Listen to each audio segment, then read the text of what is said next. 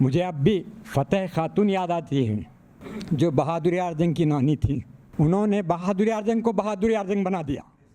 وہ کہتی کہ بیٹے آج تم نے اللہ سے باتیں کی, ہڑبڑا جاتے نہیں میرے سے غلطی ہوئی, میرے سے غلطی ہوئی, نہیں جاؤ اللہ سے باتیں کر کے آؤ. جس میں بہادر اعظم کو ظفر سوسائٹی نے بہادر شاہ ظفر کی شاعری پر گفتگو کرنے کے لیے دعوت دی تھی. لکھا کہ تیموری شہزادے کی حیثیت سے میں بہادر شاہ ظفر کی بڑی احترام اور عزت کرتا ہوں, لیکن تیموری نسل کے شہزادے کی حیثیت سے میرا سر شرم سے جھک جاتا ہے.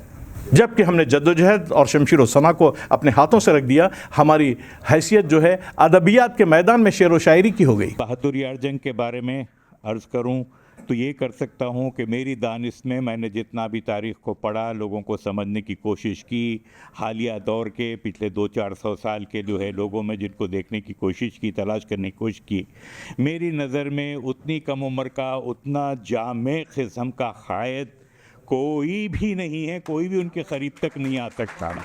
ہم سب اس بات سے بخوبی واقف ہیں کہ قائد ملت نواب بہادر اعظم کو ایک معمولی گھرانے کے فرد نہیں تھے, بلکہ وہ شاہی خاندان سے تعلق رکھتے تھے. بچپنے میں جب ان کو داڑھی آئی تو لوگ جو ہے آپ نواب ہے داڑھی وڑی کیوں رکھ رہی, داڑھی مڈا دیجیے وہ بولتے تو ان بولتے شیروں کو داڑھی رہتی ہے, کتوں کو داڑھی نہیں رہتی. اور 21 سال کی عمر میں وہ جو ہے قوم مہدویہ کے انجمن کے صدر بنتے ہیں. معمولی بات ہے 21 ایئرس کا بچہ اور جو ہے صدر بننا.